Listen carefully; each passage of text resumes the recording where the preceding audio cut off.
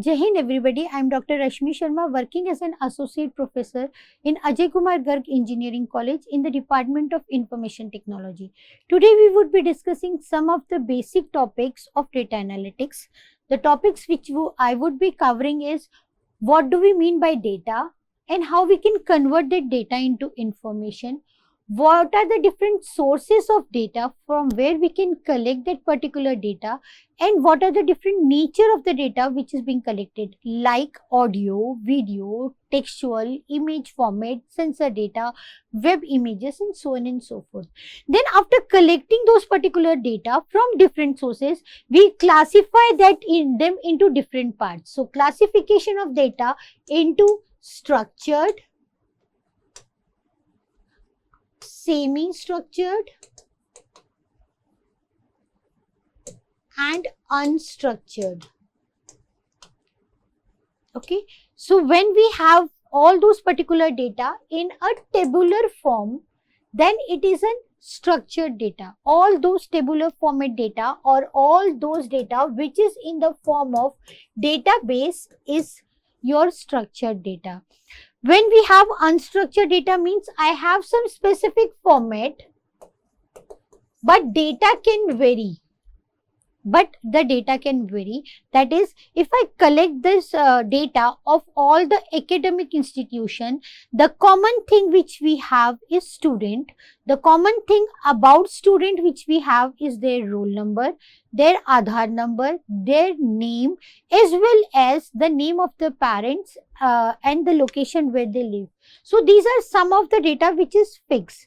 So the structure which I have is student with their roll number, their name, student name, then their Aadhaar number, then after Aadhaar number I have parent information, and along with their residential address. So this is sometime fixed, but this structure cannot be used in a production company or in a software company. This can only be used in educational institution.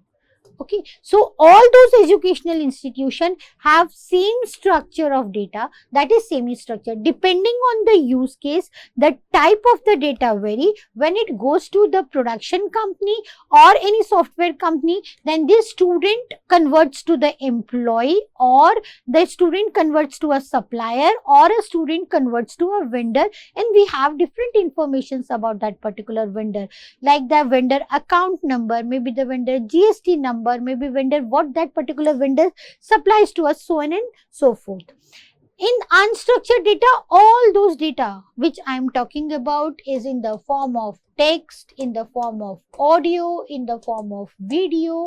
All these data which you are collecting is an unstructured data. So we will classify them into three different parts. Then why do we need this particular data analytics? Because I have ample amount of data which I am collecting from different sources. And on collecting those particular data, what should I do with that particular data? First of all, I segregate and where I can use that particular data analytics terms. So the keywords which we would be discussing: data information, primary data, secondary data, structured, unstructured and semi-structured, and the need of the data. So these all data, from everywhere, the word which you collect, the information, the values which you hear are your data. Then like this 10, 25, Noida, these all are data. They are not revealing anything. What 10?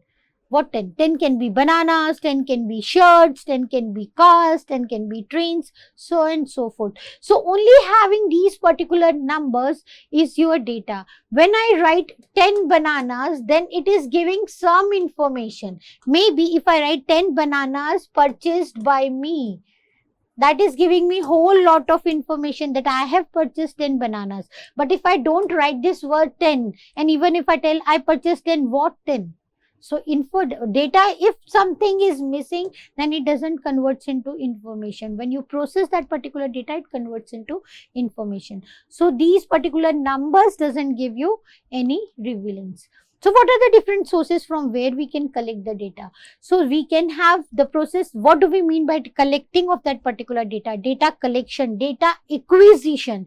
So this process of acquiring, collecting, extracting and storing that voluminous amount of data which you are collecting from different sources, which may be in the form of structured, unstructured, or unstructured may be your text, video, audio, your XML files, your records, other images, all those things which you are collecting is your data. You are acquiring. When you collect, you acquire that particular data, you collect, you keep it in some particular place. You should have a storage for that. In that particular storage, I extract that particular information which is useful for me, and on extracting that particular information from all those particular voluminous data, then I go for analysis part, or then I tell that I have this particular information in this format. So the data collection is the initial step which we used for your analysis of patterns or useful information in data.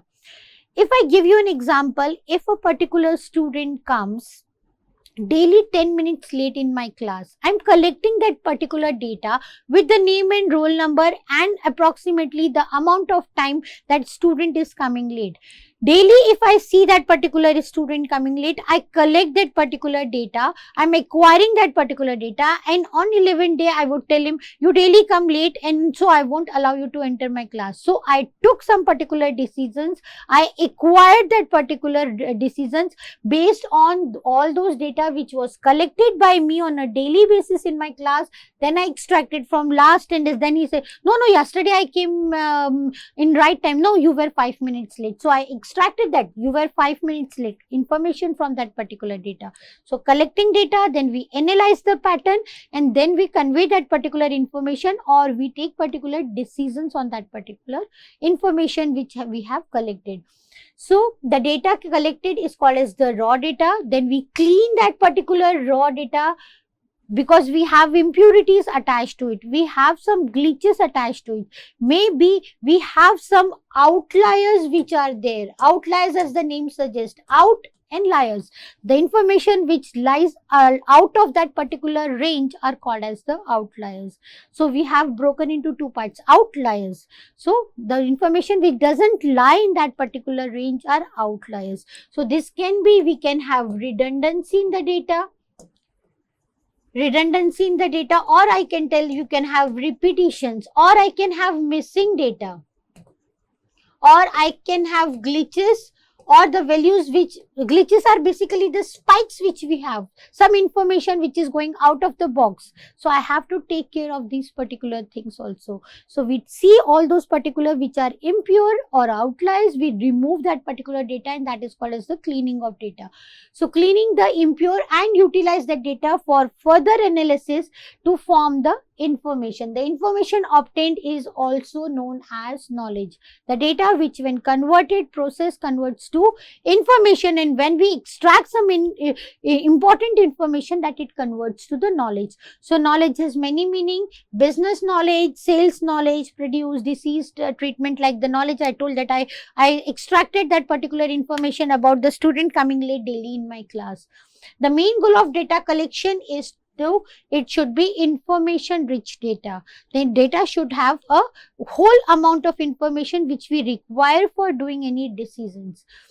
Data collection starts with asking some questions such as what type of, so these we would be discussing some different sources of data. So here the sources of data comes out to be, there are two different sources. One is your qualitative data and another is quantitative data. Definitely qualitative data is we don't have, it is a non-numerical data. Like you have, he is good at doing this, he is average at, or he is excellent, he is outstanding. So these are the words which we usually use when we collect this particular quantitative data.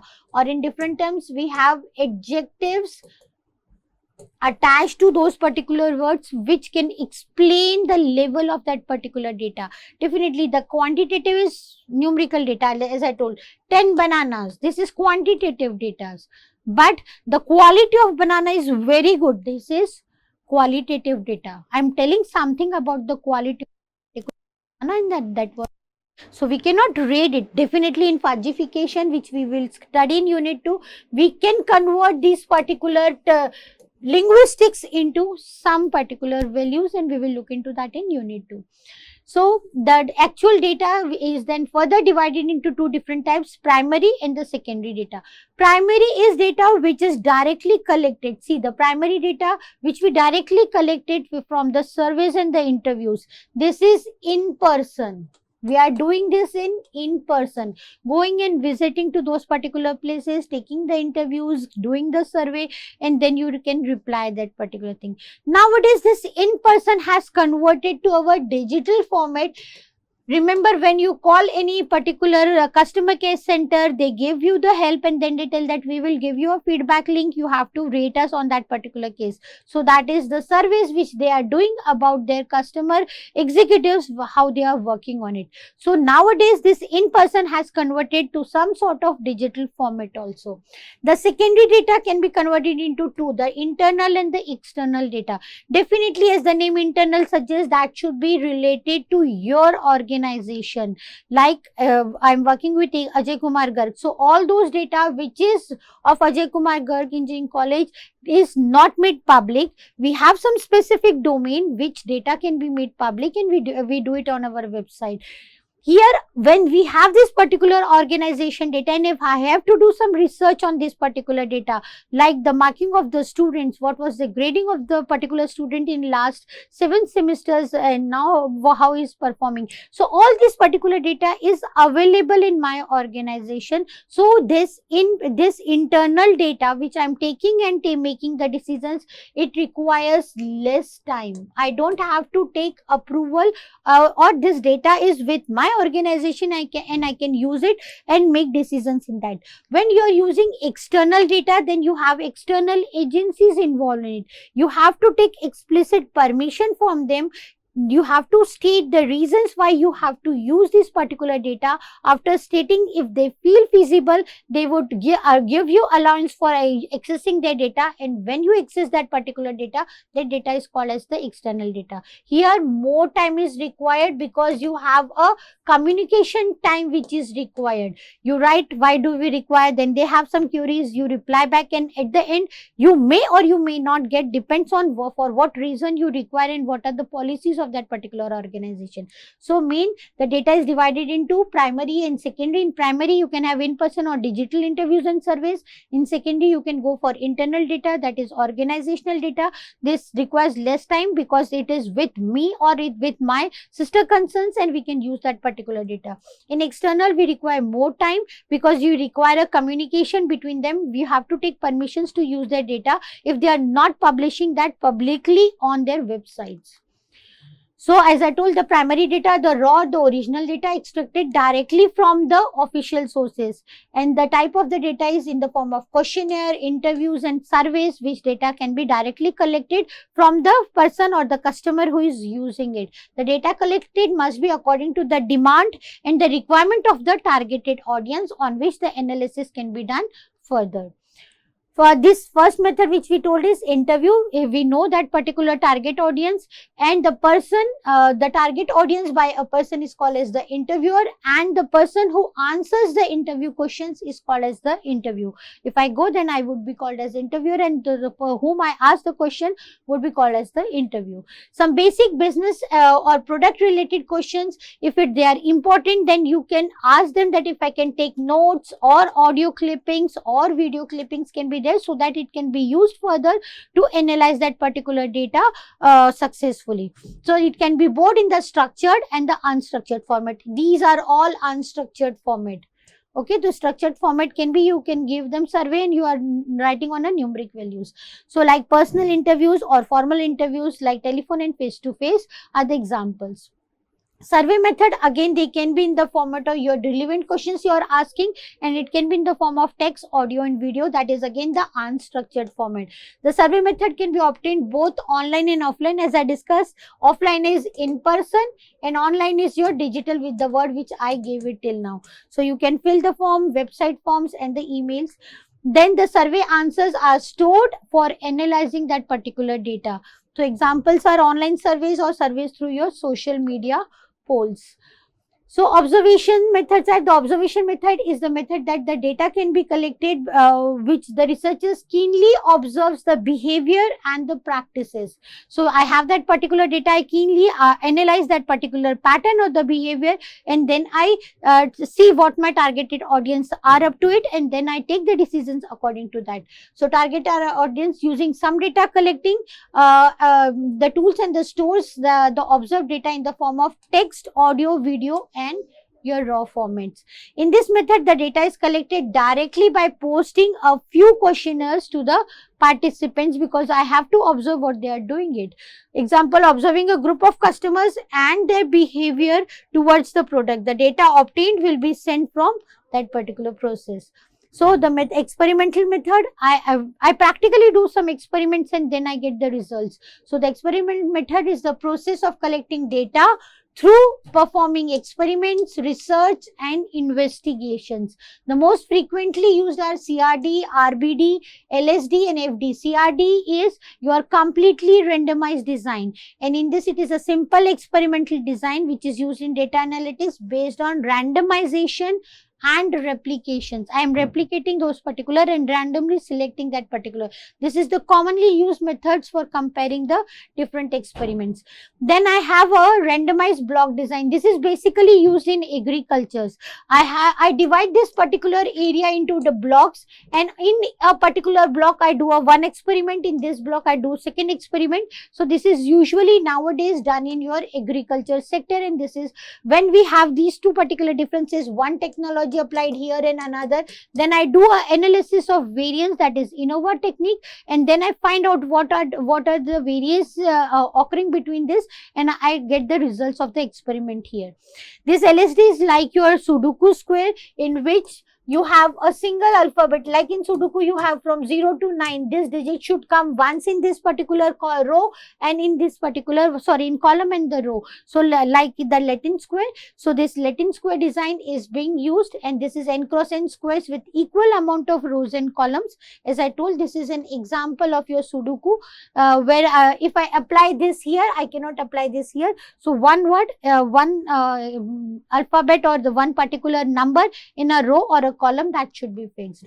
Then experimental method, again that is FD was left, that is factorial design, is an experimental design where each experiment has two factors. One is possible values and performing trials on the other combinatorial, what way we derive. So how we perform it, possible values, and what we actually get it, we find out those particular things. So the secondary methods, as we discussed, we have two, internal and external. So here the internal and external, the secondary methods is the where the data being collected, already been collected and reused again for your valid purpose. So it was data with the organization or your government agencies, that particular collected data you are reusing that. So internal and external. So internal is these types of data can easily be found within the organization, such as market record, sale record, transaction, customer data, and accounting resources. You can have all these particular data and analyze them to find the decisions if that particular business is running successfully or not. So the cost and time consumption is less for obtaining this particular, as I discussed, this cost is less and time is also less. For your external sources, this data which cannot be found at the internal organization, and we require it from external third party resources. So we require, as I told, that the cost and time consumption is more. For example, that the external sources of government publications, news publication, Registrar General of India, if I require some particular data from them, then I have to take a permission and then reuse that particular data. So other resources are the sensor data, satellite data, and web traffic data. This web traffic data is whenever you visit a particular site and you are with a unique email ID, you becomes a unique visitor to that particular site. But if you visit again and again by the same particular email address, that particular count doesn't increases. So this is due to the fast and cheap internet facilities. The format of the data which is uploaded by the users on different platforms can be predicted, collected in their permission. So the search engines also provide this data through the keywords and the queries. So it is searched mostly through this particular format. The satellite data is usually when we have the GPS cameras, surveillance cameras, the GPS which you have on your mobile phones. All these are satellite data which is connected. You can track where you are and where you have to reach it. So satellite collect a lot of images and data, and the terabytes of daily basis information is there when you have that particular surveillance camera, maybe on your entrance of the airports or some specific mall. So all these particular data are massive, and these massive data we have to use it in our data analytics. This sensor data, if you give an example, that if I want to know if the particular tide has to be occurred in 15 days or not, or there, so if I spread the temperature sensor on the sea area, approximately 1 kilometer one sensor, so you can see if it is millions of acres of that particular sea would have millions of sensor data, and I would be collecting this particular data every 3 to 8 seconds, then the millions and trillions of data which I have, that is the sensor data which I am collecting from them. This sensor technology is being now used with smart agriculture, smart fooding, supply chain management, so that we can collect and our food also doesn't get perish, and in agriculture also we can give a minimum amount of water which is required by that particular crop. So these are some of other sources from where we can collect the data. Now here are some of the video photos from where we are doing it. This is the social media, different resources where you are generating this particular data. Scientific instruments, you collect all sorts of data. Here are mobile devices like GPS and other things, you are collecting the data. Even your Google Pay and your GPay are working on this, GPay and Paytm. So you are having a million and trillions amount of data which is being daily generated with your banks also. And the sensor technology in the networks which measures all kinds of data. These are some examples. So now coming to classification, as we have discussed, thus we have three types: the structured, semi-structured and unstructured. So we have huge volume, high velocity and extensible variety of data. The structured data is, I told that you have a formatted data. So structured data are the data whose elements are addressable from effective. This is organized in formatted repositories, that is typically your databases, stored in database SQL in the tabular format with row and columns being in there. So these have relational keys and can easily mapped into your pre-designed fields where it has been there, like the student roll number and the Aadhaar numbers. If I have those particular field, I can directly map to them. Today, these data are most processed in the development, and the simple ways to manage this relational data are your structured data. Now comes your semi-structured data. As I told, I took the example of educational institution which has all the student data like the student roll number, name, Aadhaar number, parents detail and the residential address. So these was for the educational institution. For only students I am taking, not for the employees I have taken. This particular data has some specific format to be taken, that the roll number should be in a numeric format only, name should be in characters only. So when I have some specific shape for one use case and different for different use case, this is called as the semi-structured, and the example is your XML.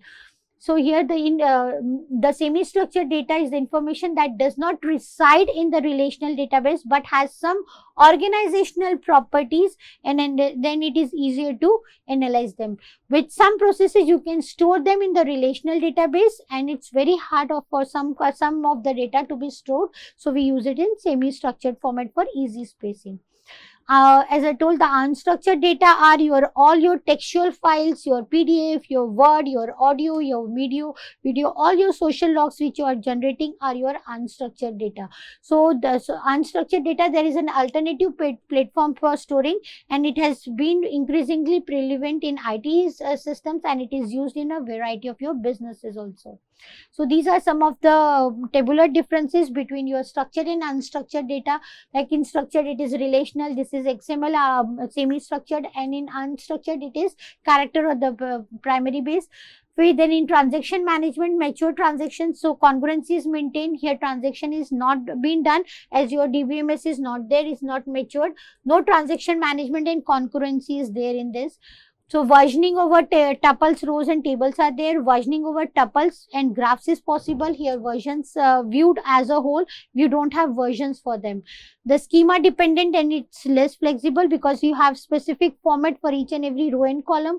Here it is more flexible as the structured. You can increase the properties or you can decrease those particular properties, but it is more flexible than there is a absence of schema. We don't have any schema, we have arbitrary values here when you have a unstructured data. It has been difficult to scale the DB schema if the data are more. Here it is scaling is very simple than structured, and this is highly scalable. We can add audio, video and so on and so forth values. It is very robust. You can have reliability on then new technology, not very spreadable, and here the robustness doesn't exist because we cannot rely on those particular things. The structured query allows complex joining. Here the queries over anonymous nodes are possible, and only textual queries are possible in your unstructured data. So these are tabular difference. If a tabular difference of 2 marks comes, then minimum 2 differences of all these 3 has to be written. If 4, and then 4 differences should be written depending on the marks which comes in your examination. Now what do we need? What is the need of data analytics? Basically, data analytics is used in your product development. The data analytics offers both the estimations and the exploration capability. You can search that particular data, market or the processes which is currently running, and we can forecast what we can have in the future. So the data analysis help companies to comprehend the current businesses situations and change the processor cost, the need for the new product, and what is the market situation. The second one is the target contents, the learning what consumers wish to advance, improve the customer oriented. What customer tells that there is a demand that you have to improve it. So we look into the target contents, what the target requires, and we have to make the considerable changes in that. So it encourages advertisers to tailor their advertising to a subset of the entire customer logs. It also allows you to figure out which client base groups can better respond to the initiatives. Next is your efficiency in the operations. The importance of the data analytics in marketing finds more viable ways to streamline operations or increase the benefit level. It has to recognize possible issues, avoid the waiting period of the customers or the vendors, and then take actions on them if the waiting period is more.